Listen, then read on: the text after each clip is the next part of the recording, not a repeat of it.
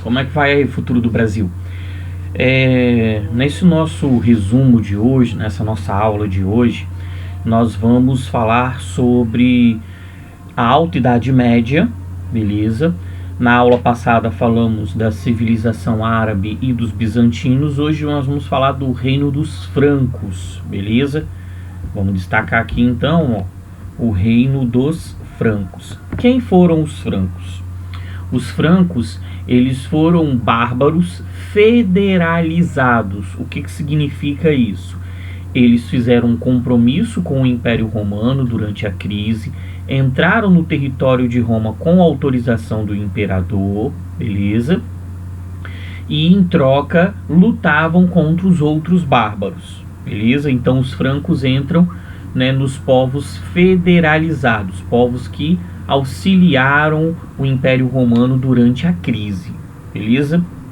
Bem, sobre os francos, nós vamos começar aqui no nosso slide falando por Clovis. Mas antes de Clovis, vale a pena destacar o avô dele, Meroveu. Isso porque nós estamos falando da dinastia Merovingia. A dinastia Merovingia, surgiu em homenagem a Meroveu. Meroveu, ele foi um importante rei franco que unificou aquele povo, que unificou aquele grupo e garantiu a federalização. Ou seja, foi Meroveu que garantiu a entrada dos francos, no Império Romano, no território romano, ok? O neto dele, Clovis, foi talvez o rei mais importante dessa primeira dinastia, dinastia Merovingia, beleza? Então, Merovingia. Então, nós temos o seguinte: o que Clovis fez? Ele expandiu o território, aumentou as terras dos francos, beleza? E talvez a ação mais importante foi a conversão de Clovis. Clovis, ele era pagão, assim como os francos, mas eles ficavam na região das Gálias, que seria aquela região ali que pega Bélgica, Holanda e norte da França. Os gauleses eram cristãos, então eles não aceitavam o domínio franco. Clovis, então, criou uma mirabolante história de conversão para justificar a sua saída do paganismo e a sua entrada no cristianismo. Como foi essa história? Clovis, ele havia se casado, sim, cometeu esse erro, coitadinho, e casou-se com uma cristã para tentar minimizar o problema, situação que não aconteceu, beleza? A partir daí, a esposa de Clovis começou a insistir com ele no cristianismo, até que ela o presenteou com um crucifixo, que ele colocava por baixo da armadura. Numa guerra contra os alamanos, Clovis, via uma derrota iminente, eles iriam ser derrotados, então ele pediu a esse deus, que a esposa dele tanto falava, para ajudá-lo a matar o inimigo, a arrancar braços, pernas, decapitar, os alamanos. Clovis foi então glorificado pelo Senhor. Ele recebeu essa bênção, segundo ele, e aí os francos conseguiram uma virada fantástica contra os alamanos, beleza? Clovis, obviamente, atribuiu essa vitória a Deus, beleza? Então, Clovis converteu-se ao cristianismo através desse milagre, e aí garantiu o domínio sobre a região das Gálias, ok? Depois de Clovis, vale a pena falar sobre esses reis indolentes, que eram reis fracos. Os caras não queriam saber de governar. Eles queriam saber de festas, de problemas pessoais, de luxos, mas de trabalhar, de administrar, não. Quem administrava, eram os prefeitos do paço ou mordomos do palácio. Existe uma outra palavrinha também para identificá-los, tá? Que seria a palavrinha majordomos. Vamos colocar aqui, ou majordomos. Beleza? Então, nós temos o prefeito do paço, mordomo do palácio ou majordomos. Entre esses prefeitos do palácio, destaque para esse aqui, ó, Carlos Martel. O que o Carlos Martel fez? Os islâmicos, né, nós falamos disso na aula anterior, eles passaram por ondas de expansão. Numa dessas ondas de expansão, eles invadiram a região da Europa, a Península Ibérica, dominando o território que hoje pertence a Portugal e Espanha, e foram avançando. Só não dominaram o território que hoje pertence à França por conta desse senhorzinho, o Carlos Martel, que na Batalha de Poitiers, né, derrotou os muçulmanos que avançavam pela Europa. Então Carlos Martel ganhou um prestígio muito grande, e o filho de Carlos Martel se aproveitou muito bem disso, né? Quem era o filho dele? Esse senhorzinho aqui de nome exótico, Pepino o Breve. O que Pepino fez? Pepino também era, né, um prefeito do paço, um majordomos. Ele fez um acordo com o Papa, beleza? Qual foi esse acordo?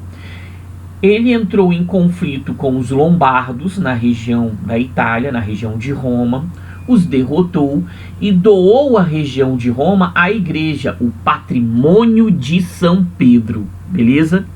Em troca da doação do patrimônio de São Pedro, o que aconteceu? O Papa coroou Pepino rei dos francos. Pepino então deu um golpe. Imaginem um golpe do Pepino. Pensou? Então Pepino deu um golpe no rei, beleza, que era Childerico, e conseguiu então tomar o poder, né, iniciando uma nova dinastia. Acabou a dinastia Merovingia, começou aqui a dinastia Carolíngia, beleza? Carolíngia por conta de uma fera chamada Carlos Magno. Vamos falar dele daqui a pouquinho. Pepino então ele fez a doação do patrimônio de São Pedro, expandiu o território e teve um probleminha, né? Quando ele faleceu, o probleminha nem já era mais dele, né? Ele já tinha morrido, pô. Mas quando ele faleceu, começou uma pequena disputa pelo poder entre dois filhos seus, Carlomano e Carlos Magno, beleza? Então eles entraram em luta, Carlomano e Carlos Magno. O Carlos Magno venceu essa disputa, beleza? Carlos Magno então venceu Carlomano, beleza? E aí iniciou talvez o governo mais importante entre os francos. Expandiu o território, teve a coroação, né, estabelecida pelo Papa Leão III, se tornou imperador do Sacro Império Romano, beleza? Na sua administração, para garantir o controle dessas vastas terras, ele fez a doação de terras e também de títulos, condes, marqueses, né, duques. Esses nobres foram sendo estabelecidos, foram sendo intitulados pelo Carlos Magno. Ele criou essa nobreza europeia, beleza?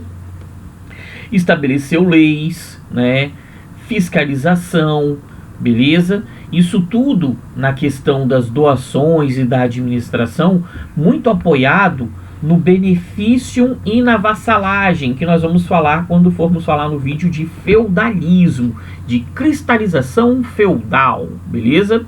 Então, o benefício, né, e a vassalagem foram estabelecidas nesse processo, tá bom? Então, nós tivemos, durante o governo do Carlos Magno, um processo de expansão e de crescimento muito grande, que não foi mantido pelo seu filho, beleza? Um outro ponto importante do Carlos Magno aí foi também o chamado Renascimento Carolíngio. Vale a pena a gente dar um destaque aqui ao chamado Renascimento Carolíngio. Deixa eu colocar aqui, ó. Renascimento Carolíngio. Bem, que coisa foi essa? O Renascimento Carolíngio foram investimentos oferecidos pelo governo, né, à cultura, à educação entre os francos. Por quê? A ideia de Carlos Magno era recriar o Império Romano, né? Até que na questão militar, na questão territorial, ele estava conseguindo avançar, mas na questão cultural, não. beleza? O pai dele, o Pepino Breve, morreu analfabeto. Ele mesmo foi alfabetizado depois de adulto, então isso amargurava Carlos Magno. Então ele investiu na cultura, investiu na educação. Só como ele não tinha capacidade para isso, vamos pensar assim para ficar mais fácil, né? Ele entregou esse processo do renascimento carolíngio, esse controle sobre cultura e educação,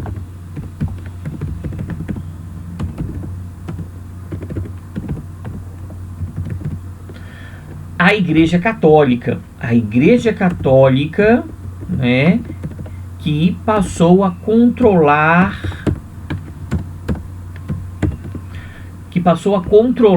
o renascimento carolíngio.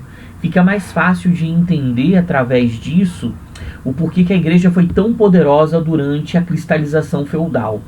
Beleza? Bem, o Luís o Piedoso aqui, que nós temos também um destaquezinho aqui no nosso slide, o Luís o Piedoso, filho de Carlos Magno, ele não conseguiu dar continuidade aos trabalhos de seu pai.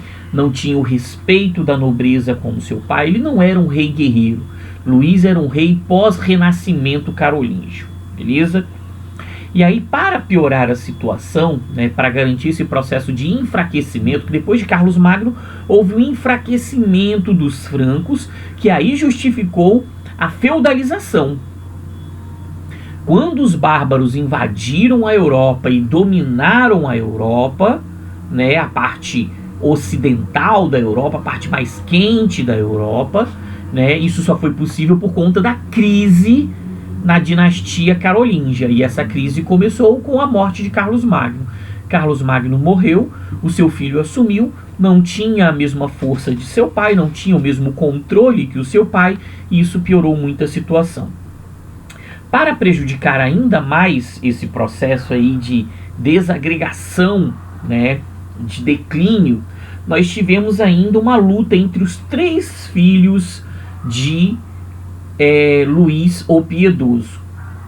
Luís o Germânico, Carlos o Calvo e Lotário, né, que com esse nome não precisa de apelidinho, né, Lotário, nome esquisito do caramba. Esses 3 entraram em guerra disputando o poder após a morte de seu pai, beleza? Então, depois de 3 anos de guerra, nós tivemos um acordo estabelecido por esses irmãos, o chamado Tratado de Verdun, beleza? Que foi a descentralização do poder, né? Nós tivemos o território dos francos divididos agora em 3 partes. Tudo isso aqui foi conquistado por Carlos Magno. E aí nós temos a divisão entre os netos de Carlos Magno. Carlos, o carequinha, o calvo, ficou com a França ocidental. Lotário com a região da Lotaríngia, beleza? Com essa regiãozinha verde. Essa amarelinha aqui, o patrimônio de São Pedro, que nós falamos lá de Pepino Breve. E Luís, o Germânico, ficou com a França Oriental, né, também chamado de Germânia, tá bom?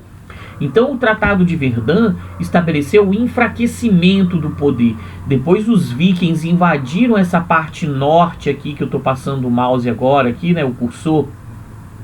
Os vikings invadiram essa parte norte aqui da França, né?